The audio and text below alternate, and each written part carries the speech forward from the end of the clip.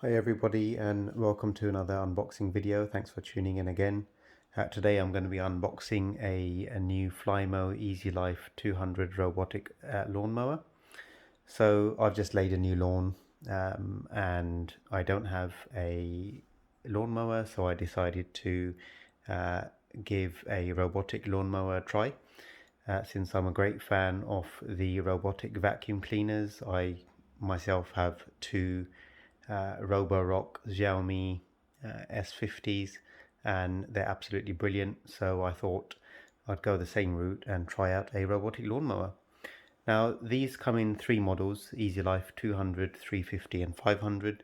The key difference between them is that they are covering different square meters. Now my lawn is very small, it's a 35 square meter lawn, so the 200 is sufficient because it's supposed to mow 200 square meters on a charge. The 350 and 500 accordingly will do 350 or 500 square meters of mowing, which I would love to have that big lawn, but unfortunately I don't. So let's start unboxing and let's see what we get in the box.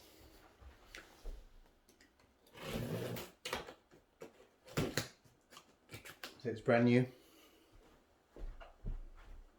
Not really sure what to expect.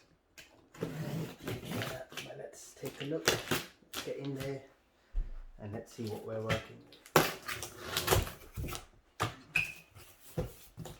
I think this is sticking to the traditional Flymo colour schemes of dark grey and orange, which is quite nice. Right, we've got a power supply there. That's the power supply. Let's have a quick look and see what that looks like.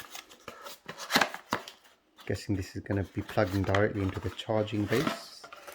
Yep, so you can see it's a proprietary charging connector there, and it's got a waterproof seal on it as well, to keep the water and moisture out of the base. I presume this is designed to maybe screw into a fence panel or some other I guess solid piece of infrastructure in the garden, just to keep that in place, keep the animals from tugging it around.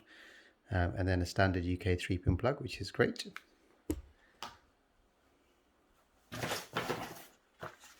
Paperwork, more of that later.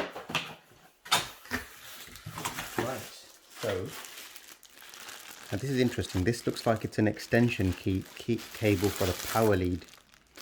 So if we have a look at the power connector, that looks like it's definitely an extension cable for the power connector. So we'll understand where that connects to later on. There's a measuring guide as well, which shows you, I think, the distance that the lawnmower will trim from the end.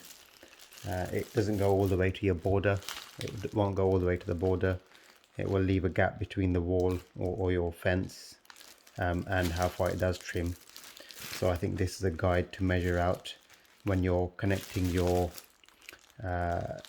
boundary wire to tell the lawnmower where to go, where you actually put your boundary wire. So that's great. Right. Let's quickly open that up and see what else we've got in the bag.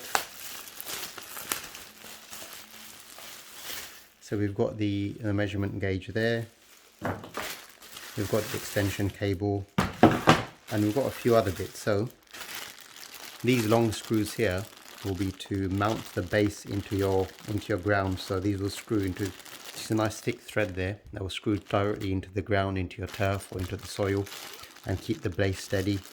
And then what we've got here, and we'll see in the packaging, these are boundary wire connectors. So as you're cutting the boundary wire and laying it around your garden, these will ultimately connect the boundary wire that you're cutting together to create the connection, to complete the connection.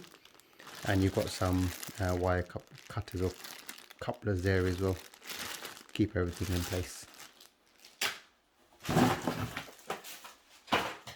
And then I think we're getting to the main product. So, ooh, a lot bigger than I expected it to be. It is quite a large size. Let's have a look. That's going to be quite heavy, I believe.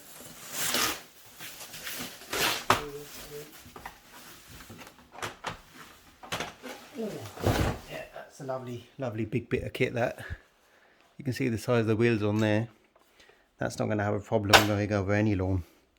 And you've got the front wheel there, which is free spinning wheel, so as it navigates around it's able to get around. This is, I believe, where the lawnmower blade will attach to. Now you might notice on this, but there's no bin on this. I'll set it aside for a minute. I'm going to come back to that and quickly have a look at what else we've got in the package, but there's no bin on there, and that's because it's self-mulching, and I'll explain what that means shortly. This here is the boundary wire, so this is laid around the perimeter area that the lawnmower is going to be tidying up for you. So this will pretty much go all the way around my rectangle shaped garden, and it will keep the lawnmower from trying to go anywhere it doesn't need to go, such as over the rose bush. So just a long roll of that. It looks like it's I think that's 100 meter in length, that is, so you get 100 meter length. And I think with the larger range lawnmowers you get a longer length of boundary wire, which definitely makes sense.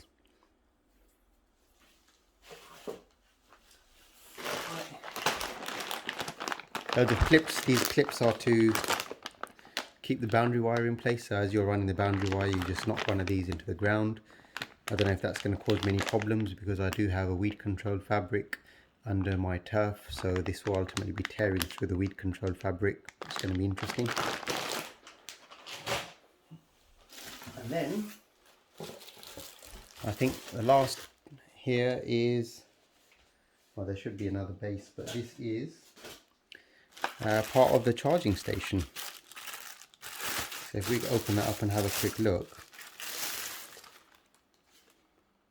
we've got the charging station, and this is ultimately where the lawnmower will slide into when it's finished mowing the grass, and it will charge in place. We can see the connector at the back there for the power cable, and we've got a guide here, which I'm not sure what that's for yet, but we'll figure that out.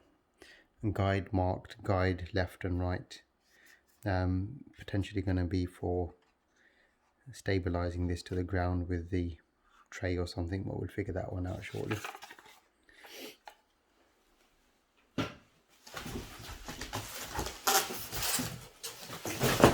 And the last thing in the box is the base.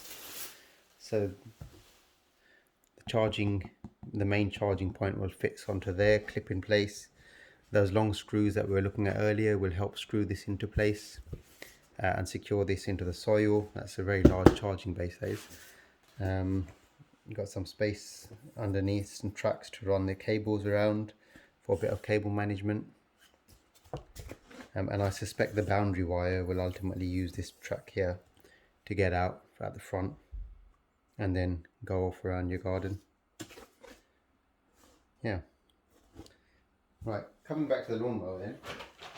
Get this box out of the way. There it is.